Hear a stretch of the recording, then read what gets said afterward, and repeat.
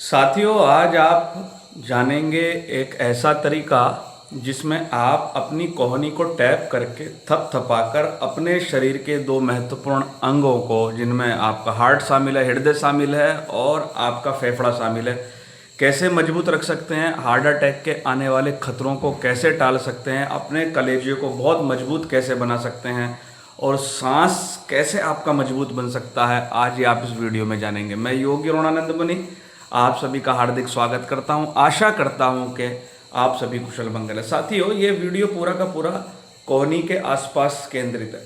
तो अभी हम चर्चा करेंगे, शुरू करने से पहले, टैपिंग करने से पहले, सीखने से पहले, साथियों हमारी उंगलियों से, हाथ से कुछ मेरिडियंस गुजरते हैं।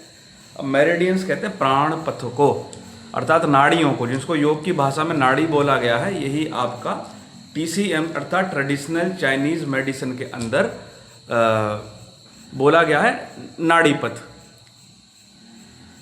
और जो नाड़ियां हैं हमारी, वो योग की भाषा में लगभग 72,000 बताई गई हैं। अब उतनी नाड़ियों का विशद विवेचन तो कहीं पढ़ने को नहीं मिलता है, लेकिन TCM वालों ने मुख्य 12 मेरिडियनों का वर्णन किया है।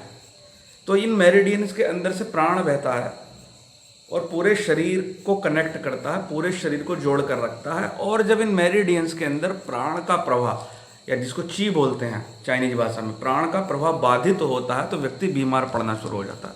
अब इसमें एक बात बहुत महत्वपूर्ण है योग के संदर्भ से भी, कि जो ची है वो ब्लड के साथ बहती है। यानी आपका जब प्राण शक्ति बाधित होती है तो ब्लड बाधित हो जाता है, तो ब्लड में क्लॉट्स बनने लगते हैं, या ब्लड गाढ़ा हो जाता है, या ब्लड की आपूर्ति ठीक से नहीं हो पाती। इसीलिए योग के अंदर उछल कूद, योग, आसन, शरीर को इधर ले जाना, उधर ले जाना, यानी प्राण के मेरिडियंस को खोलकर रखना और ब्लड का प्रवाह नियमित रखना। इसलिए योग के जो आसन, प्राणायाम आदि हैं वो इस पर केंद्रित है। अच्छा, तो अब हम देखेंगे कि हम किन मेरिडियंस पर काम करने वाले हैं। हम जो काम करने वाले लंग्स मेरिडियन पर, यानी फेफड़े के मेरिडियन पर, और हार्ट के मेरिडियन पर।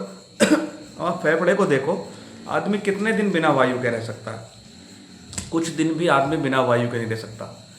यानी कि कुछ दिन क्या, कुछ मिनट भी आदमी बिना वायु के नहीं रह सकता, बिना पानी के रह सकता है, कुछ दिन बिना खाने के भी रह सकता है।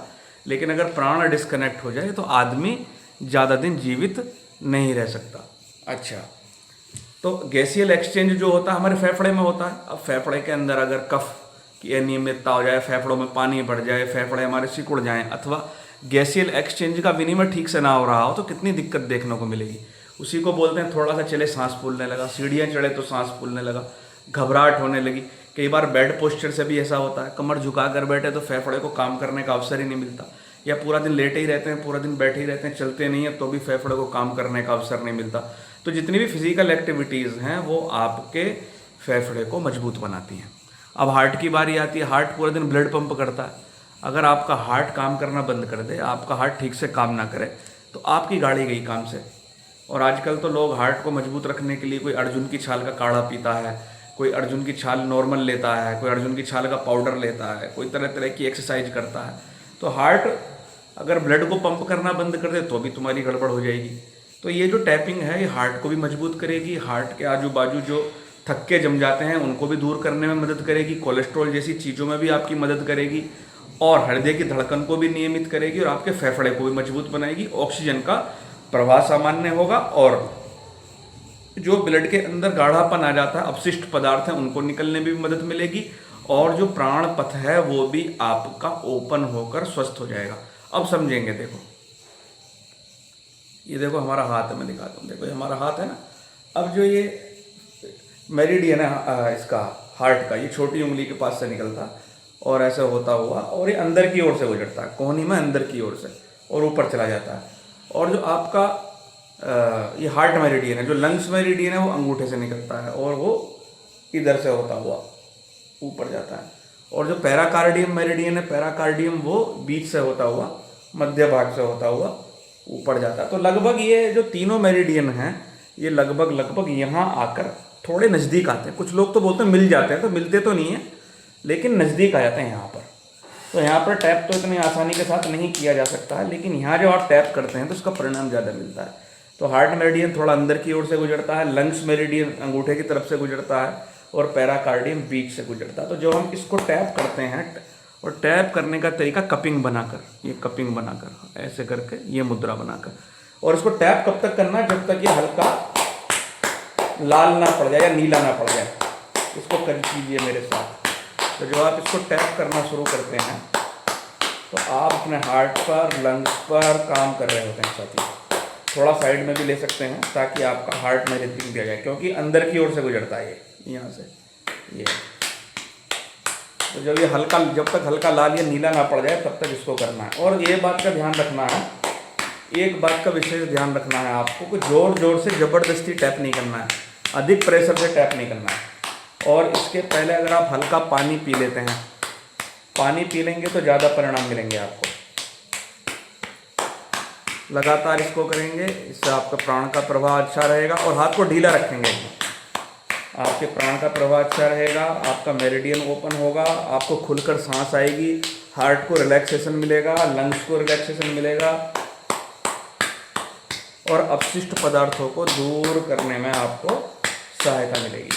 अभी आप देखेंगे हल्का हल्का ये लाल नीला पड़ने लगा। तो जब तक इस तरह का स्पॉट ना बन जाए आपके उसमें हाथ में, तब तक इसको बंद नहीं करना है।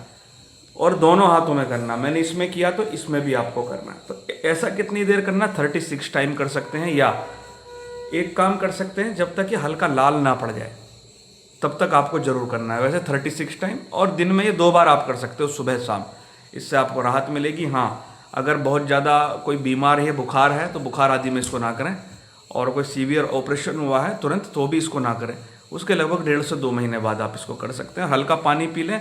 और इसको करने के बाद अगर आप 5 बार गहरे लंबे श्वास प्रश्वास का अभ्यास करते हैं तो बॉडी को अपशिष्ट पदार्थ निकालने में ज़्यादा आसानी होती है। तो गहरे लंबे श्वास प्रश्वास का तो आपको पता ही है, धीरे धीरे श्वास लेना, धीरे धीरे श्वास छोड़ना,